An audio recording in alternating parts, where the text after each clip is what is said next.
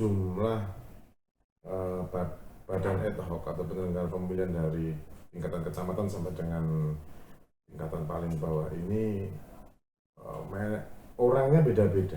Jadi kalau untuk badan ad hoc ini nanti akan selesai di Komisi Pemilihan Umum. Apatismenya ini juga cukup tinggi. Nah, strategi ini ya juga dengan kerjasama, mau tidak mau kita harus mendengar hal itu. Biasa. Dan kalau pemilu 2024 karena ada 5 surat suara dan partisipasi.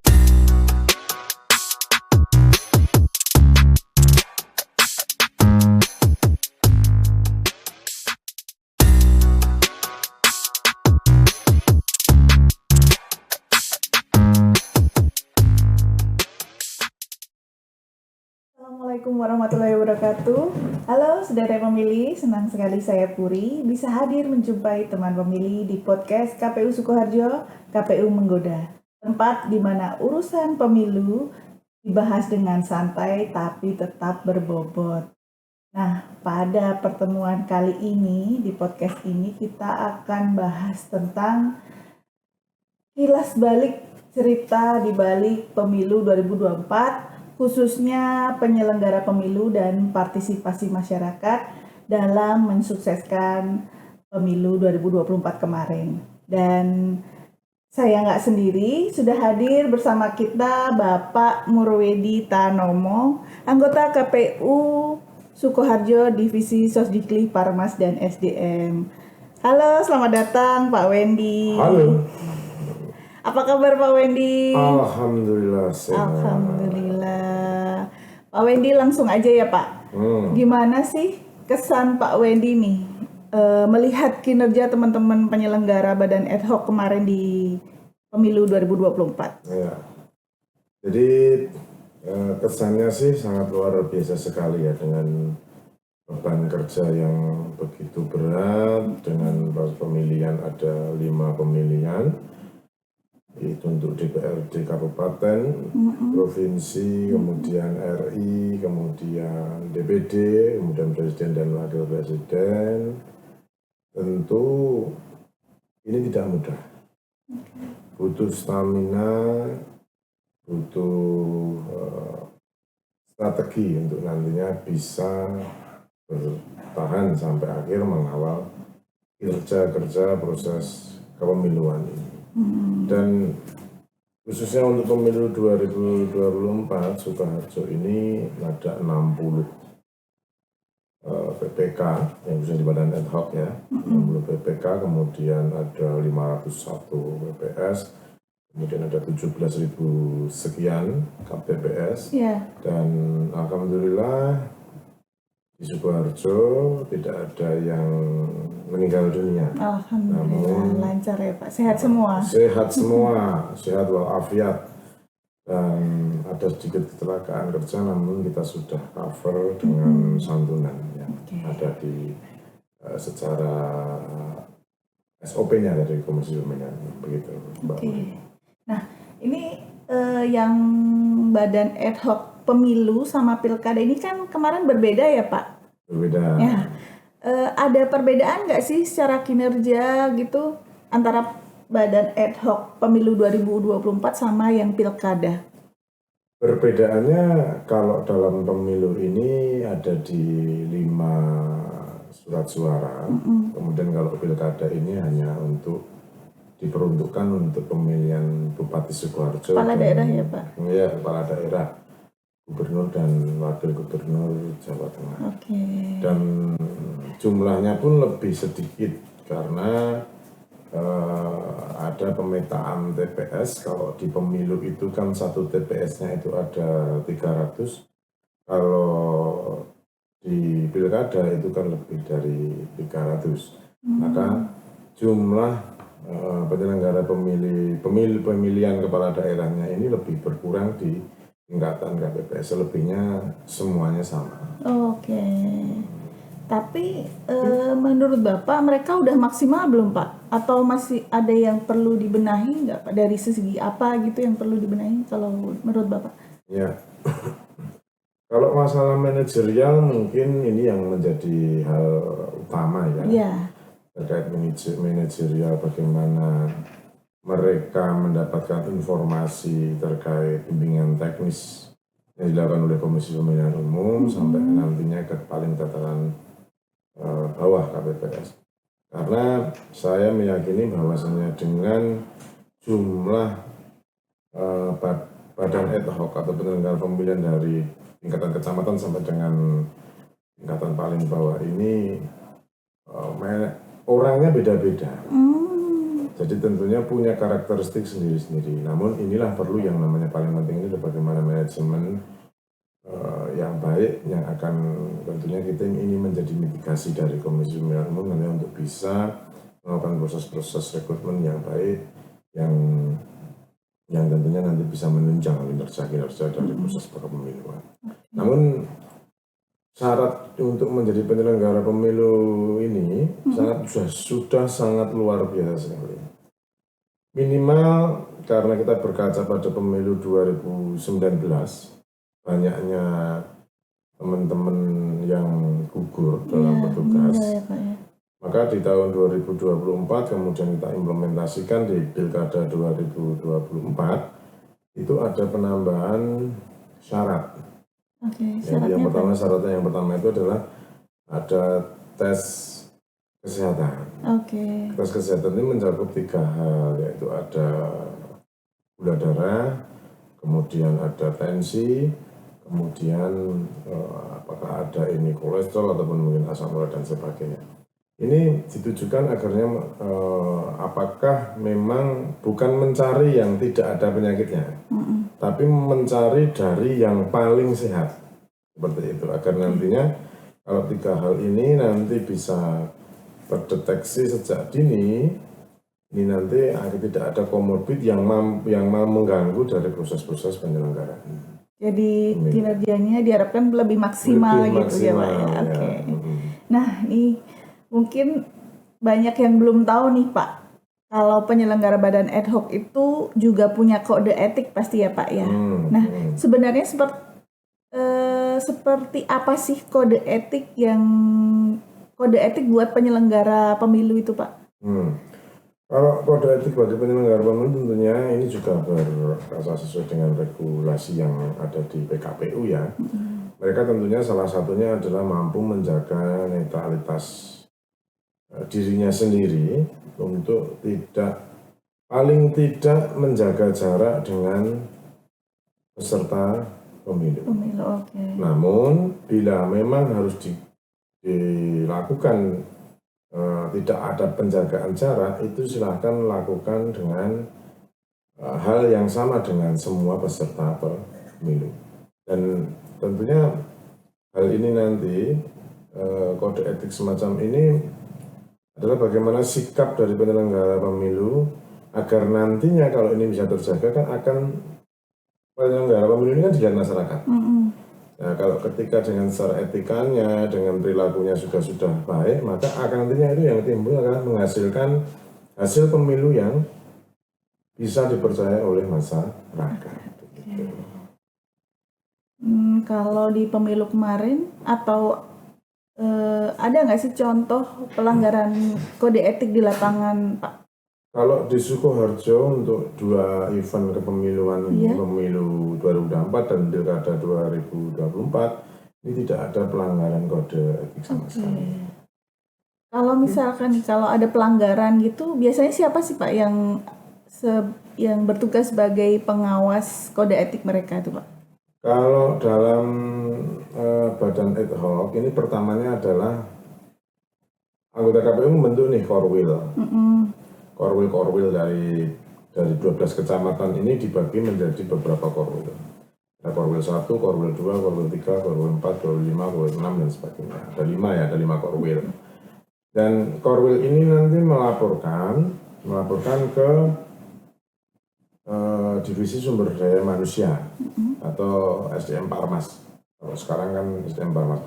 Kemudian melakukan kajian dari divisi hukum dan pengawasan. Karena ini dilakukan pemanggilan dan sanksi dan sebagainya juga. Seperti itu. Jadi kalau untuk badan ad hoc ini nanti akan selesai di Komisi Pemilihan Umum. Oke. Ya, gitu. Di titik terakhirnya di KPU di ya KPU. Pak. Oke. Nah ini mungkin banyak nih. Jadi pertanyaan teman-teman yang mungkin nanti di pemilu berikutnya ada yang pengen nih mendaftar ke jadi penyelenggara badan ad hoc nih. Nah waktu rekrutmen penyelenggara pemilu nih Pak, biasanya prosesnya seperti apa sih Pak? Apa saja gitu tahapannya itu Pak? Pertama itu kan tentunya ada sosialisasi dulu dari Komisi Pemilihan Umum. Tanggal berapa. Kemudian adalah di PPK dan di PPS. Sama KPPS ini berbeda. Jadi kalau untuk PPK ini nanti ada pendaftaran, kemudian administrasi, maka akan habis itu dilakukan CAT. Tes CAT. Kalau dulu namanya tes tertulis. Kalau sekarang CAT komputer ASIS apa kan gitu. Kemudian setelah lolos CAT kita ambil 15 orang terbaik untuk mengikuti proses seleksi wawancara. Begitu. Ketika proses seleksi wawancara sudah dilakukan, maka diputuskan nanti oleh KPU 5 orang untuk bisa menempati penyelenggara pemilu di tingkatan kecamatan. Seperti itu. Kemudian kalau di PPS sama juga ada tes ada pengumpulan berkas, pendaftaran pengumpulan berkas, tes administrasi, kemudian tes tertulis. Setelah tes tertulis nanti ada wawancara juga. Kemudian KPU menentukan 3 orang yang akan berada di PPS. Selain itu nanti terus kemudian di KPPS ini tidak ada tes tertulis ataupun tes wawancara, namun adalah profiling rekam jejak dari peserta, entah dari media sosial, entah interaksinya dari mereka sendiri, ataupun mungkin dari laporan masyarakat dan semacam itu. Yang akan memprofiling adalah dari BPK ataupun BPS atau bahkan juga dari KPU sendiri. Dan setiap proses pendaftaran badan ad hoc ini, siapapun boleh melakukan pelaporan kepada KPU, tanggapan masyarakat terkait semua calon peserta badan ad hoc ini. Dan ini nanti tentunya akan menjadi pertimbangan dari KPU untuk menentukan siapa-siapa saja yang layak untuk jadi penyelenggara pemilu di badan ad hoc tersebut. Yang pasti seleksinya ketat dan transparan ya Pak ya? Ketat dong. Nah, mengajak orang buat jadi penyelenggara itu kan pasti nggak gampang ya Pak ya? Biasanya strategi apa sih yang dipakai supaya masyarakat itu tertarik nih untuk ikut jadi penyelenggara pemilu? Kalau dari KPU sendiri kemarin menggencarkan sosialisasi yang jelas kalau normatifnya. Kita juga menjalin hubungan dengan stakeholder dari kecamatan, dari dinas-dinas, kemudian lembaga profesi seperti PGRI, ID dan semacam itu nantinya agar bisa mengikut sertakan anggotanya ini untuk menjadi penyelenggara pemilu. Karena apa? Kebutuhan penyelenggara pemilu untuk 2024 itu sangat luar biasa. Dengan 17.000 sekian ini, nantinya ini kalau berkaca bahwasanya ada bonus demografi di Sukoharjo, namun apatismenya ini juga cukup tinggi. Nah, strategi ini ya juga dengan kerjasama dari dengan stakeholder, kita sampai menyasar ke kelurahan juga, sampai ke Karang Taruna dan semacam itu agar nantinya untuk mengajak. Dan alhamdulillah memang kalau khususnya di Sukoharjo ketertarikan anak-anak muda ya seperti Gen Z dan milenial ini juga cukup tinggi untuk mengikuti proses menjadi badan ad hoc ini. Kita berkaca pada Pilkada 2024 kemarin saat proses seleksi PPK.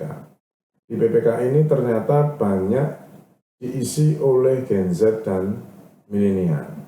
Tentu ini nantinya ini merupakan sebuah strategi untuk nantinya mengajak teman-teman dari Gen Z dan milenial ini untuk bisa ayo toh jadi penyelenggara pemilu nih, ayolah apa gitu, paling tidak untuk bisa berkontribusi di untuk bangsa dan negara ini. Nah, kalau boleh jujur nih Pak, tantangan terbesar jadi penyelenggara pemilu itu apa ya Pak ya? Integritas. Oke. Jadi kalau penyelenggara pemilu ini yang paling utama adalah integritas. Oke. Bagaimana salah satu saya ambil contohnya adalah bagaimana kalau ngomong A, perilakunya juga A. Oke. Ini yang paling penting sebagai penyelenggara pemilu. Karena apa? Karena penyelenggara pemilu nanti itu akan mengeluarkan sebuah produknya hasil pemilu ini. Dan hasil pemilu ini harus dapat dipercaya oleh masyarakat. Nah, ini yang paling penting adalah integritasnya. Bagaimana dia nantinya itu kalau dikatakan tidak ya tidak, kalau iya ya iya. Bagaimana dia juga harus menjaga prinsip imparsialnya sebagai penyelenggara pemilu, semacam itu. Nah, kita lihat pemilu kemarin ya Pak, khususnya itu ya Pak ya. Kan penyelenggara badan ad hoc itu sampai pulang malam, pulang pagi ya Pak ya. Masih banyak nggak sih Pak orang yang bilang, aduh jadi penyelenggara pemilu itu capek gitu. Gimana sih tanggapannya Bapak? Ya, kalau untuk pemilu 2024 kemarin memang pulang malam itu sampai pagi malah ya Pak. Pagi itu memang banyak dijumpai juga. Iya. Dan sentilan kalimat jadi BPK, jadi KPPS kosong mulai esok gaji ratu macam itu memang mau tidak mau kita harus mendengar hal itu. Yeah. Namun bagi teman-teman yang melakukan proses-proses tersebut, saya rasa fan-fan aja. Karena saya mencoba untuk sampling beberapa anggota KPPS dan mereka juga cukup senang dengan, bukan karena honorariumnya ya. Kalau honorariumnya itu cuma nggak seberapa, tapi tantangannya bagaimana, apa sih pemilu bagi mereka itu, bagi penyelenggara pemilu khususnya di Gen Z dan milenial ini ternyata lebih menyenangkan. Dan yang sudah berjibaku di pemilu 2024 itu ternyata juga masih mau mendaftar lagi di Pilkada 2024. Nah, proses yang sangat luar biasa ini nantinya itu yang akan kita ambil, spirit ini nantinya yang akan kita ambil gitu. Nah, tadi Pak Wendy kan bilang nih banyak penyelenggara pemilu di tahun kemarin itu Gen Z ya Pak. Ada hal unik gak sih Pak dari penyelenggara pemilu kemarin? Ada yang cinlok atau apa gitu, ada nggak sih Pak? Kalau cinlok, kalau biasalah ya anak muda belum menikah itu ya cinlok-cinlokan itu pasti ada. Oh ada. Baper-baper dikit itu kan pasti ada. Dan kalau di Sukoharjo memang hal semacam itu bagi kaula muda ya. Kaula muda yang Gen Z dan milenial itu sudah menjadi hal biasa. Kadang ya cuman ada juga di Sukoharjo ini dari menjadi penyelenggara pemilu menikah itu ada. Ada. Jadi sangat luar biasa sekali. Jadi kalau memang mau cari jodoh ya ikut gabung jadi penyelenggara pemilu atau pilkada di Kabupaten Sukoharjo. Pasti untuk jodoh kan gitu loh. Tuh kali aja tuh saudara pemilih. Ayo tahun pemilu berikutnya lah. Kali aja jodohnya itu ternyata penggol kan gitu loh. Gitu. Jadi kalau di Sukoharjo sampai menikah itu ada. Dan ini juga tidak bukan kok melanggar kode etik, enggak. Karena kalau kode etik itu kan tidak boleh seikatan perkawinan. Dia belum menikah. Pada saat menjalankan tugasnya belum menikah. Setelah selesai baru mau menikah. Gitu. Baru-baru ini berarti ya Pak ya. Jadi penjajakannya itu ya tekok-tekok isi sirekap piye to. Terusan kemudian coklat piye to kan gitu. Nek ora enek coklat dia enake coklat semuanya bareng. Seperti itu juga enggak apa-apa. Atau habis itu kamu udah makan belum? Nah, udah makan belum kan gitu. Ayo makan bareng. Gitu. Tapi ini Pak, dari penyelenggara pemilu nih, apakah ada tekanan nggak sih Pak dari peserta pemilu? Pernah nggak sih pengalaman seperti itu? Kalau tekanan pasti ada, Mbak. Kalau tekanan itu pasti penyelenggara pemilu akan merasakan. Minimal ditanya, partaiku menang atau kalah Mas? Itu pasti. Jadi meskipun ini hanya sebuah pertanyaan sederhana, tapi ini sangat mengganggu. Kan gitu. Pasti ada tekanan-tekanan pasti ada. Nah, ini dibutuhkan integritas yang luar biasa. Kembali lagi ke integritasnya ya Pak. Kuncinya itu kalau penyelenggara pemilu, integritas. Kalau kita sudah berintegritas, tentunya semuanya akan berjalan dengan baik. Begitu. Otomatis apa yang disampaikan harus by data ya Pak ya. By data. Jadi kalau cuma metode cocok-logi, cocok-cocokan itu nggak bisa kan gitu. Nah ini mulai masuk ke partisipasi masyarakat nih Pak. Nah kalau kita lihat nih Pak di data partisipasi, bagaimana sih tingkat keikutsertaan masyarakat di pemilu kemarin Pak? Kalau di pemilu 2024 ya, Sukoharjo ini ada 85% sekian tingkat partisipasi, cukup termasuk tinggi ya? sesuai targetan dari Komisi Pemilihan Umum Kabupaten Sukoharjo. Dan alhamdulillah kemarin juga KPU Sukoharjo dapat IPP dari KPU RI, ya ada penghargaannya dan termasuk menjadi indeks yang sangat luar biasa terkait partisipasi. Luar biasa. Dan kalau pemilu 2024 karena ada 5 surat suara dan partisipasi 85%, mungkin ini kan karena terbangun dari beberapa hal ya. Berbeda dengan di Pilkada Sukoharjo. Sukoharjo itu kemarin tingkat partisipasi kita hanya ada di 74%. Karena satu, ini adalah calon tunggal. Itu. Kemudian ditambah yang pertama itu adalah kultur masyarakat Sukoharjo ini banyak perantauan. Mungkin karena ini satu calon, kemudian ada hoax yang terbangun, rawuh sing dadi yogurku dan sebagainya. Akhirnya dia yang merantau juga tidak mau pulang, kan semacam itu. Yang ketiga adalah satu, bukan karena apatismenya, mungkin kalau partisipasi dalam pemilu ini kan dibangun yang pertama itu kan dari penyelenggara pemilu, kemudian dari peserta pemilu, dari partai politiknya atau dari calonnya. Nah, dua hal ini ketika KPU Sukoharjo kemarin sudah mengupayakan dan mengusahakan dari Sri Aji Ontur, kemudian dari Kidung Demokrasi, semuanya sudah kita lakukan dengan beberapa metodologi seperti rembuk warga, rembuk desa yang harus diundang apa, dan dengan skala acara puncaknya kita undang band nasional dengan animo yang melihat juga cukup banyak, masih 74%, berarti memang ada beberapa yang harus dibenahi. Jadi dalam proses pemilihan ini Mbak, calon ini juga menentukan apakah ini nanti partisipasinya tinggi atau tidak. Begitu. Nah ini kalau ngomongin soal sosialisasi nih Pak, KPU pasti punya cara-cara yang unik nih ya, yang khusus nih ya Pak. Boleh diceritain sih Pak, metode apa saja sih untuk mensosialisasikan pemilu 2024 kemarin?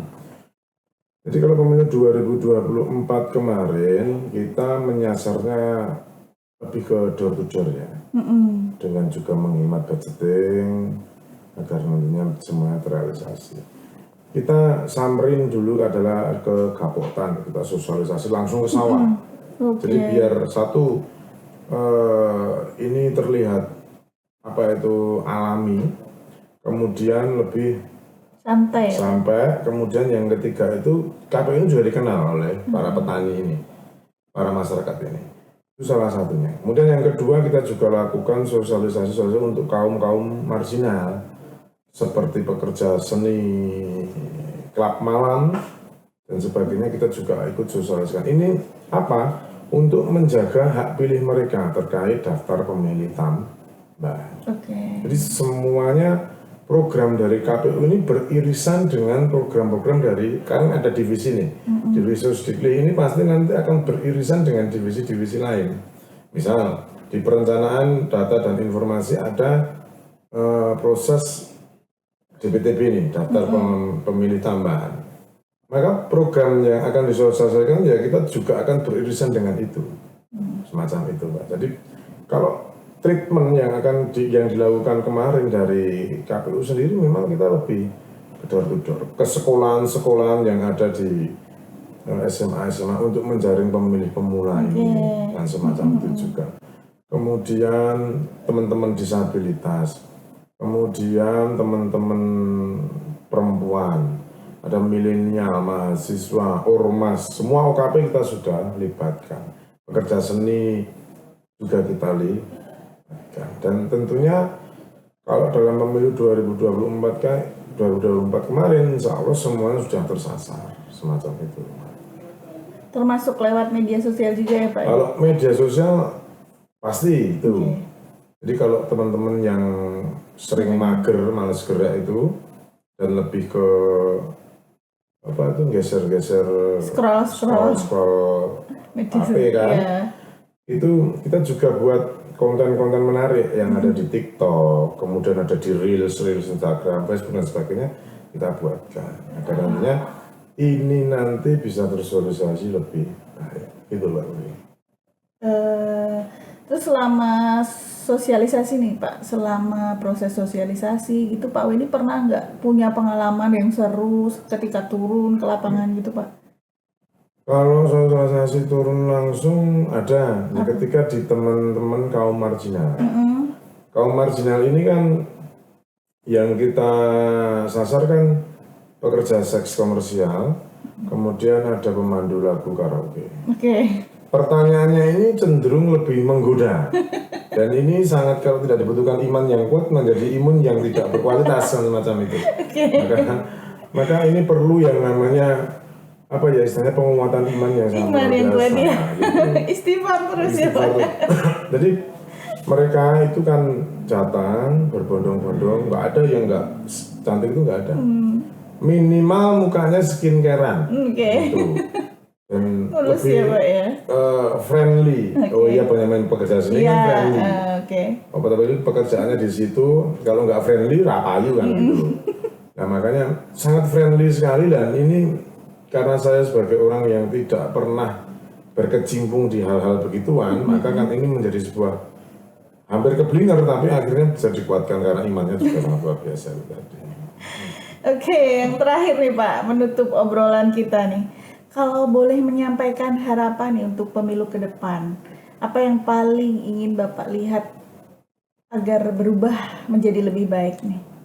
Apa yang perlu ditingkatkan gitu? Kalau melihat pemilu 2029 nanti dan pilkada 2029 nanti, harapan saya adalah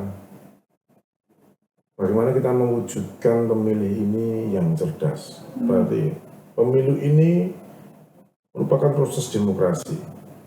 Bagaimana ini menjadi sebuah kebutuhan dari mereka untuk merubah nasib mereka sendiri. Perlu adanya penyadaran-penyadaran lewat pendidikan politik dan sebagainya. Dan tentunya KPU sendiri akan mengusahakan semaksimal mungkin terkait pendidikan-pendidikan politik ini yang nantinya ada beberapa edukasi kepada masyarakat, kepada teman-teman kelompok OKP ataupun teman-teman disabilitas dan sebagaimananya. Nah, karena ini juga ikut berpartisipasi. Pemilu ini bukan urusan KPU saja, tapi ini urusan seluruh warga masyarakat yang punya hak sebagai warga negara untuk menyalurkan proses hak-hak demokrasinya. Jadi kalau hanya menjadi tanggung jawab KPU terasa ini tidak fair. Tapi harus dibantu secara gotong royong, secara masif oleh masyarakat. Begitu, Mbak Putri. Kalau harapan untuk anak-anak muda nih yang nantinya jadi bakal calon pemilih, atau mungkin bahkan jadi penyelenggara badan ad hoc nih, apa nih Pak pesan-pesannya Pak? Pesan-pesan saya kalau untuk teman-teman pemilih pemula, mumpung ini ada pemutakhiran data pemilih berkelanjutan, ya paling enggak karena sering scroll di media sosial, kita punya satu barcode untuk menginventarisir daftar pemilih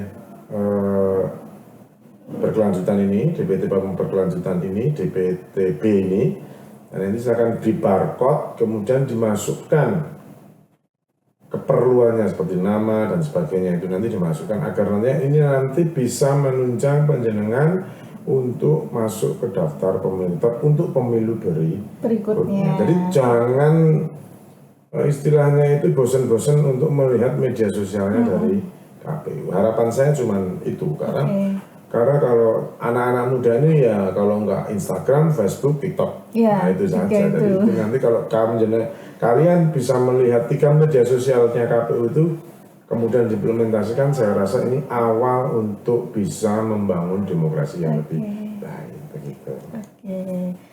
Seru banget ini Pak obrolan hari ini.